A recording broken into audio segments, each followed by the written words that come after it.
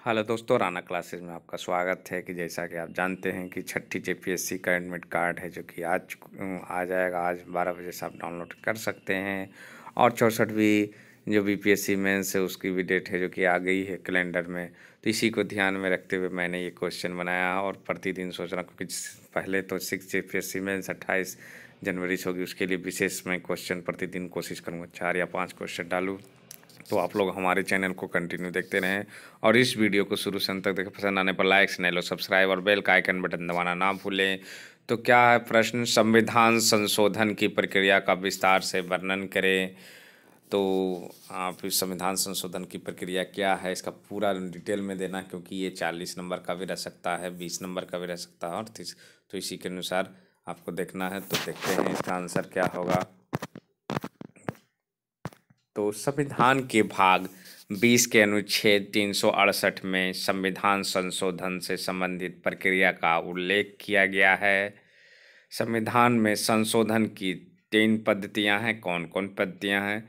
तो पहला साधारण बहुमत, दूसरा विशेष बहुमत द्वारा, तीसरा विशेष बहुमत तथा राज्यों का अनुसमर्थन। मतलब क्या हो गया, सबसे पहले आपको परिचय देना है कि संविधान का भाग किस में है। तो ये जानकारी आपको रखनी होगी, तो आपको होगी भी, बहुत सारे लोगों को होगी निश्चित रूप से। तो संविधान का भाग 20 में है, कितने अनुच्छेद में है? तो 368 में संविधान संशोधन की प्रक्रिया का उल्लेख है। तो संविधान संशोधन की कितनी पद्धतियां हैं? तो 3 पद्धतियां। कौन कौन? साधारण बहुमत द्वारा, विशेष बहुमत द्वारा और विशेष बहुमत तथा राज्यों का अनुसमर्थन। आइए आगे समझते हैं कि इसका क्या मतलब है। तो साधारण बहुमत क्या होता है?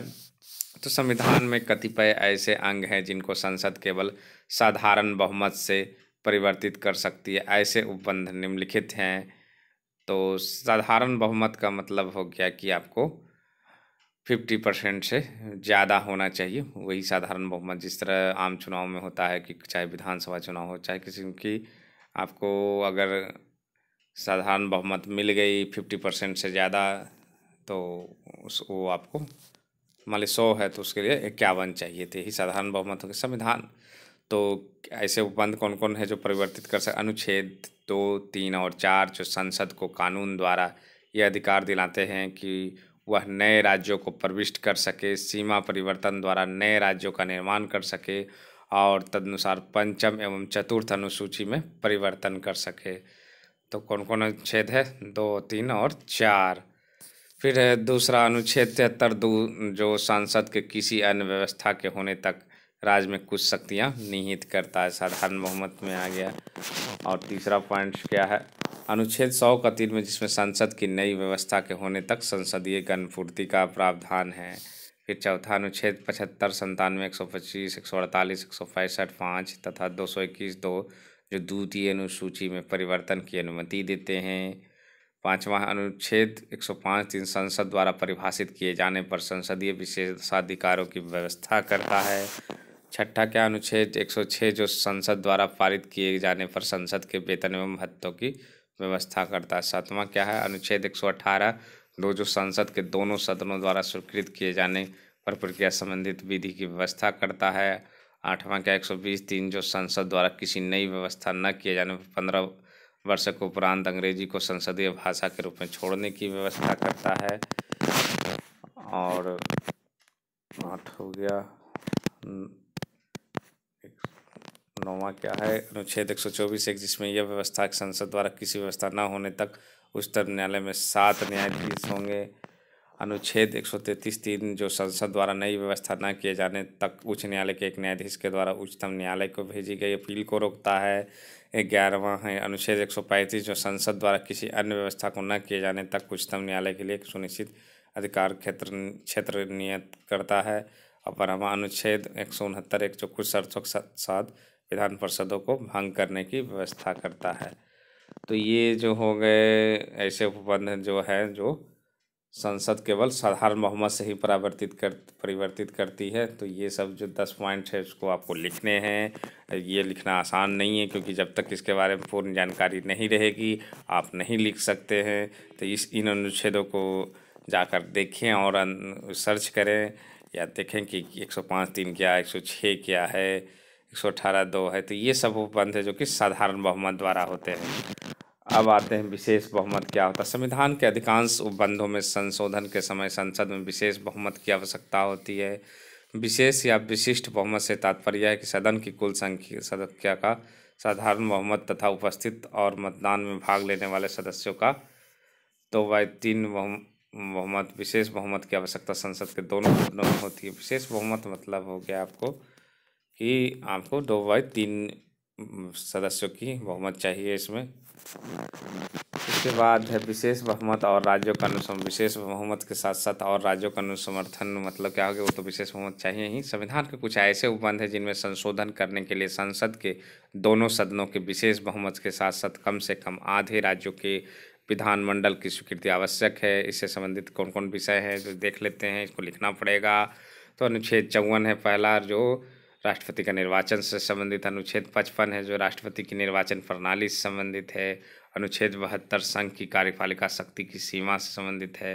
अनुच्छेद 162 संघ की राज्यों की कार्यपालिका शक्ति सीमा है। 5वां अनुच्छेद 241 केंद्र शासित क्षेत्रों के लिए उच्च न्यायालय। भाग 5 का अध्याय 4 क्या है, संघ की न्यायपालिका। भाग 6 का अध्याय 5 राज्यों की उच्च न्यायपालिका। भाग 11 का अध्याय 1 संघ और राज्यों के विधायी संबंध। और अनुच्छेद 368 संविधान में संशोधन प्रक्रिया। ये सब क्या है, इसके लिए आपको राज्यों का भी अनुसमर्थन चाहिए, मतलब आधे राज्यों से इसको कम से कम पास होना चाहिए। इसको विशेष बहुमत और दोनों चाहिए। लोक सदन में तो चाहिए ही, और आधे जो राज्य है, मान लीजिए कि भारत में 29 राज्य है तो 15 राज्यों का कम से कम चाहिए समर्थन, जिससे कि ये पास होता है। तो ये सब सारे विषय हैं। अब संयुक्त बैठक का प्रावधान नहीं। अनुच्छेद 368 के अधीन रहते हुए संविधान संशोधन विधेयक उसी प्रक्रिया द्वारा पारित किए जाते हैं, किंतु यदि संविधान संशोधन विधेयक पर दोनों सदनों में विरोध है तो गतिरोध दूर करने हेतु संयुक्त बैठक का प्रावधान नहीं है। ये आपको लिखना पड़ेगा, जिससे नंबर मिल सकता है ज़्यादा। राष्ट्रपति संशोधन विधेयक पर अनुमति के देने के लिए बाध्य है। तो अनुच्छेद 111 के अनुसार जब साधारण विधेयक राष्ट्रपति की अनुमति भेजे जाते हैं तो अनुमति देकर उसे सदन में पूर्ण विचार करने के लिए लौटा सकता। किंतु अनुच्छेद 368 के अंतर्गत राष्ट्रपति संवैधानिक संशोधन विधेयक पर अनुमति देने के लिए बाध्य है। न ही विधेयक प्रस्तुत करने से पूर्व और राष्ट्रपति की पूर्व अनुमति की आवश्यकता है। तो ये हो गया कि राष्ट्रपति संशोधन, ये जो संविधान संशोधन विधेयक है उस पर अनुमति देने के लिए बाध्य है। उसके बाद है इसका जो मामला जो है क्या था उसको लिखना है। तो केशवानंद भारती बनाम केरल राज्य के ऐतिहासिक मामले में उच्चतम न्यायालय ने यह स्पष्ट किया कि संविधान के अनुच्छेद 368 में संसद को जो संविधान की शक्ति प्राप्त है वह असीमित नहीं है। न्यायालय ने 7/6 से दिए गए निर्णय में यह स्पष्ट किया कि संसद संविधान की संशोधन शक्ति के प्रयोग द्वारा संविधान के आधारभूत ढांचे को नष्ट नहीं किया जा सकता, किंतु आधारभूत ढांचा क्या है इसका निर्धारण न्यायालय आवश्यकता अनुरूप करेगा। न्यायालय ने आधारभूत ढांचा के सिद्धांत को अनेक विनिश्चय इंदिरा गांधी बनाम राजनारायण, मिनर्वा मिल्स बनाम भारत संघ, बमन राव बनाम भारत संघ में लागू किया है। तो संवैधानिक संशोधन आप समझ गए कि किससे कितना इम्पोर्टेंट है। जैसे कि आप देखे होंगे हाल के ताज़ा खबरों में तो 10% जो सामान्य वर्ग को आज आरक्षण दिया गया है, उसमें क्या था, बस आरक्षण चाहिए था उसको। और ये ऐसा नहीं कि राज्यों के लिए भी विधानमंडलों में पास कराना जरूरी है, और राष्ट्रपति जो कि मुहर उन्होंने लगा दी।